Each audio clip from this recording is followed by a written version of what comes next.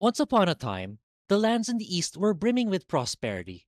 The gods blessed the realm, and all life flourished. But that all came to an abrupt end when a meteorite struck the land, known as the Celestial Collapse. Drained of all life, and with the power of the gods fading, you are all that stands between the land's ultimate demise. As the Earth Dancer with no recollection of the past, you were entrusted with the task of healing the Earth, aid the gods in their time of need, reclaim your lost memories, unravel the mystery of the celestial collapse, and restore order to the world. Welcome to Rune Factory, Guardians of Azuma. I'll be honest and say that I took a risk when I decided to try out a subgenre that is out of my comfort zone. Not only am I playing a cozy action JRPG, but one that has farming mechanics? Truth be told, I had very strong reservations, but what drew me in this time around is the Genshin Impact-like aesthetics in this entry of the Rune Factory franchise. I was always a fan of the visuals and animation of Genshin Impact, but never the gacha gameplay mechanics and monetization. So when Rune Factory Guardians of Azuma appeared on my radar, I was curious. Curious enough to say, is this finally the offline Genshin-like game that I am looking for? And the answer is obviously a resounding yes. I am glad that I took the plunge, and I enjoyed the game much more than I expected to. So without further ado, let me tell you my experience with my first ever farming game. Rune Factory Guardians of Azuma is an action JRPG mixed with farming elements. While this hybrid approach to gameplay may hold back people into giving it a chance, I hope this video can help convince some of you to try it out just as I did. The short answer is I really had a great experience with the gameplay, and this is coming from someone who had very strong doubts if I will appreciate the farming mechanics. If you're on the same boat, someone who has never played a single farming game, know that I really went deep into growing my crops, building my village infrastructure, and fostering the relationships with the various likable and memorable characters in the game. Trust me, I was never expecting to get hooked into the game as much as I did. Yes, I knew I would like the combat, but I was very unsure with the rest of the game loop. But my concerns almost immediately disappeared as soon as I started playing the game. The game mechanics are so well structured and come together that you always get that feeling of making significant progress. Every activity you do, from watering crops to striking down the toughest monsters, the game does an excellent job of making you feel that you are instantly stronger than you were before. As the Earth Dancer, male or female, depending on your choice as you start the game, you are responsible for the revitalizing and resource management of 4 villages, namely Spring, Summer, Autumn, and Winter. You begin the game with the Spring Village and unlock the rest as you progress in the story. In each village, you'll be given plots of land where you can begin growing crops and building the infrastructure to develop the village. As the village grows and increases in level, so will your capacity to expand. You will be able to grow more crops, build more infrastructure, and accommodate more villagers, which will in turn reward you with more experience, money, and raw materials that can be used both in and out of combat. In time, as you get used to farming, you will begin to be more strategic in optimizing your resources, whether it is to plant specific crops in particular villages, such as growing corn in the summer village or carrots in the winter village, or assigning a villager to a specific task. Maximizing your daily yield is very fulfilling and got me very hooked into the progression system. There are also plenty of other activities in the villages, such as bonding with the villagers, accepting quests in the board, which usually entails delivery of raw materials, cooking food, forging new equipment, and many more. Regardless of what you choose to do in the game, Rune Factory Guardians of Azuma excels in making you feel that you are making progress, no matter how mundane it may seem. And that is what I believe is the secret sauce of this game, and why I think it is so hard to put down. And I have not even touched the combat yet. In a nutshell, I had a lot of fun. But I do need to elaborate on what I mean by fun. Like I said in the beginning, this is a cozy action JRPG, which means that the overall difficulty of the combat is very easy. It is so easy that I cranked up the difficulty to hard very early in the game, and it was still not difficult in the slightest. I usually play games the first time on normal difficulty, but this time around, even on the hard difficulty, I still find it very easy. Sure, I got incapacitated in the late game, but all I needed to do was try again, and I eventually succeeded the second time. So it boils down to approaching this game with the proper mindset that it is a more laid-back experience, instead of thinking that it is a game about getting good. So with that in mind, let me dive into the specifics. The combat of Rune Factory Guardians of Azuma is fast-paced action that is very friendly to casual gamers.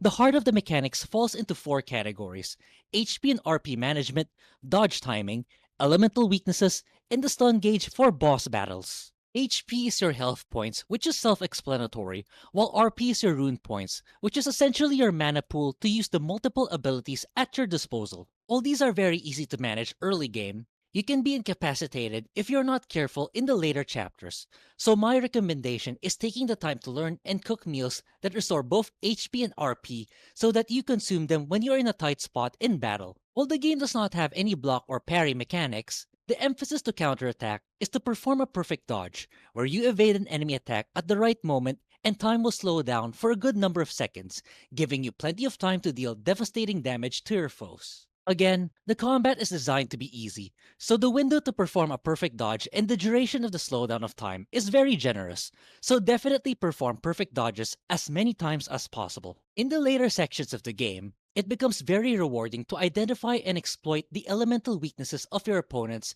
as doing so deals exponentially more damage, which in turn eliminates them faster. Encounter some water-type monsters, release your flaming sword and burn them to ash.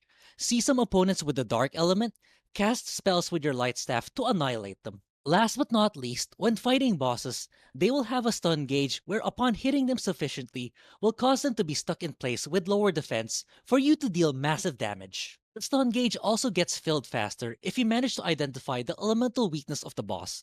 So in every encounter, do try to find the best element and weapon to utilize against them to achieve victory. Suffice to say that combat is fast-paced, satisfying, and the pacing of progression is very fine-tuned. You don't have to strike down hundreds of monsters just to increase the level and strength of your party. One of the best features of progression in Rune Factory Guardians of Azuma is the segregation of experience points into two categories as you progress in the skill trees. The first is experience points specifically to the weapon, tool, or activity that you are doing, while the second type of experience points are what is called the all-purpose XP. The great aspect about this system is that you are rewarded based on how you play and never punished for sticking to it. For example, if your favorite weapons are the longsword and the bow, you will receive experience points as you keep using them, but you will also receive all-purpose XP, which you can use for other skill trees. This hits two birds in one stone, where you are given more points to invest in your favorite weapons while still having access to upgrade the other skill trees. So you're never punished for only using particular weapons, and you still get to upgrade all your skill trees. And don't forget that farming also provides all-purpose XP. Overall, combat is very friendly even to the most casual of players. You control a party of 4, with the other 3 members being the supporting characters that you meet in the story. Each character falls to either a fighter, ranged, or support character. You can also customize their equipment should you want to, but again, the game is so easy that I hardly tinkered or felt the need to provide them any equipment, and I simply focused on the main character, because forging the best gear can be quite expensive even if you perform a significant amount of farming. As a general rule of thumb, diversify your party according to different roles, or just simply choose your favorite characters in the game. This is not a game where you need to thoroughly optimize your party. Another prominent feature of Rune Factory Guardians of Azuma, which I kind of touched on earlier, are the sacred treasures. Simply put, they are versatile tools that aid you in combat, exploration, and farming. A crucial component of the gameplay is the all-encompassing sacred treasures, namely the sacred drum, sword, fan, parasol, Oni mask, and staff. Each of these treasures have a particular element, such as fire for sacred sword, water for the sacred parasol, wind for the sacred fan, and so on. In terms of combat, having a mastery of the elements of the sacred treasures is crucial and rewarding, as you will be relying on them providing elemental damage to swiftly take down enemies at the cost of RP. You can also perform special abilities with dance stance that consume focus. These provide strong offensive or supportive abilities, widening your strategic options in battle. It is very clear that the sacred treasures are well thought out and strongly remind me of the Zelda games. Apart from combat, the sacred treasures are also very useful in farming. For example, the sacred drum accelerates the growth of your crops, the sacred parasol waters them in bulk rather than having to water them individually, and the sacred fan allows you to harvest your crops in bulk rather than picking them up individually. In exploration, sacred treasures also grant you access to areas that you could not previously, thus encouraging some backtracking for you to discover new areas and loot. There are plenty of engaging content for you to enjoy in the game, so much so that you will need to schedule your day-to-day activities to maximize your efficiency. As you begin to get acquainted with the game loop, you will eventually pick up that planning your schedule throughout the day is optimal. Whether you choose to farm in the morning and explore outside of the village in the afternoon or vice versa, it is easy to lose track of time, especially in the mid-section of the game, where all features and most of the characters have been unlocked. You will eventually gain access to your dragon to ride, and explore various islands which serves as a world map. There are also plenty of collectibles in the game, such as various recipes, shrines, and statues. Rest assured that there are numerous activities to be busy with in the game, and each activity you complete will make you feel that you are one step better than you were before. For my case, I definitely took my time. I clocked in a total of around 60 hours of game time because there were days I just spent on farming, developing my village, and increasing my bonds with the supporting characters. All that pretty much sums up the gameplay mechanics of Rune Factory Guardians of Azuma.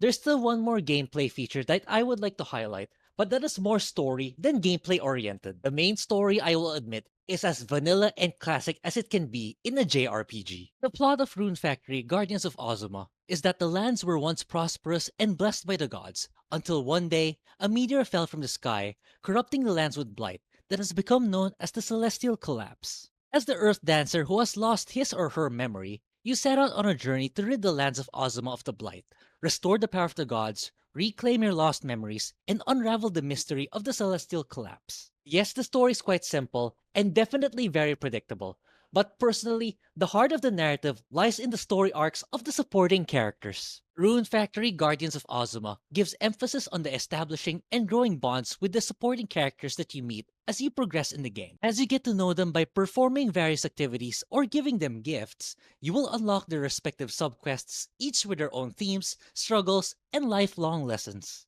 I was honestly surprised at how deep and wholesome these plots go, and it is very clear that the writing priority was in these bond quests over the main story. All supporting characters have a bond level of 1 to 10, each level increasingly harder to reach, but as you get to know them and discover their likes and dislikes, it will be easier to max out each character and experience their respective stories. And if you have a high enough affinity and completed a character's bond quest, you're able to pursue a relationship with some of them, and that also has its own story. I highly recommend to complete all the bond quests of the supporting characters, as that is where the story truly shines. Just take note that you will also occasionally need to move forward with the main plot in order to progress with the bond quests due to story reasons. With the gameplay and story complete, what about the graphics? Depending on whether or not you're into Genshin Impact-like aesthetics, it can be a hit or miss. But for me, honestly, as I keep hammering in this channel, I always prefer clean anime art style over photorealistic visuals. Rune Factory Guardians of Azuma's visuals feature bright, colorful aesthetics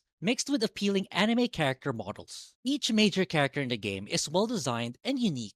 Performance is very smooth and maintains consistency in my entire playthrough. Level design feels distinct in each area and is a visual treat to explore.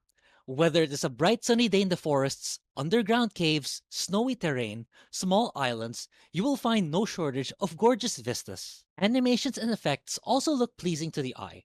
They clearly pop in the screen that feel punchy and fulfilling to execute. Ultimately, it is the visuals and art style of this iteration that finally drew me in and officially made me a fan of this franchise. So with the gameplay, story, and visuals complete, what about the audio? I am happy to say that it also succeeds with flying colors. The sound design of Rune Factory Guardians of Azuma is fantastic. The music is mostly lighthearted and whimsical given the overall positive tone of the game. Especially when farming and bonding, the soundtrack no doubt is soothing and definitely gets you in the mood of performing your day-to-day tasks.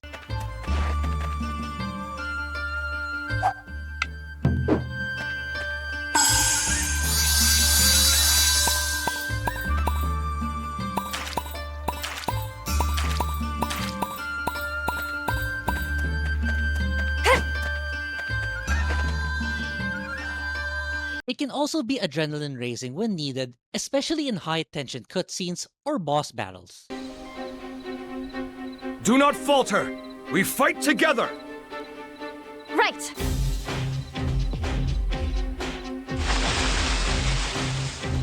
But the best part of the audio is the voice acting. Not once did I hear the voice work waver or found it lacking. The voice acting team definitely performed with the best of their abilities with their respective characters. I preside over Azuma's springtime and merriment. My followers call me the joyful elegance of spring. You may address me as Ulalaka. Ah, divine Ulalaka, forgive my impudence. I had no idea you truly resided within this tree. You are forgiven, Sakaki. I have seen and felt how dearly you care for this village. Were I in your position, I surely would have done the same. You honor me too greatly. At the end of my playthrough, I am glad that I gave this game a chance. Believe me, I had really strong doubts if I could get through a farming game. Not only did I do so, but I thoroughly enjoyed it. Rune Factory Guardians of Azuma is an excellent cozy action JRPG. The combat, farming, and exploration are very engaging and enjoyable with a robust game loop. The sacred treasures offer a wide range of versatility that reinforce the gameplay mechanics. Although the main story is very standard, the narrative shines in the bonding with the supporting characters that have wholesome themes and lifelong lessons. The anime visuals never go out of style, and the performance is excellent and consistent in my entire playthrough. The soundtrack and voice acting are compelling in their own right that add to the immersion. Rune Factory Guardians of Azuma has succeeded in making me invested in the franchise, and I am very much looking forward to playing the other games in the future. And that concludes this video. Thank you for watching, and do consider subscribing if you enjoyed this content. Happy JRPG gaming, and I will see you next time.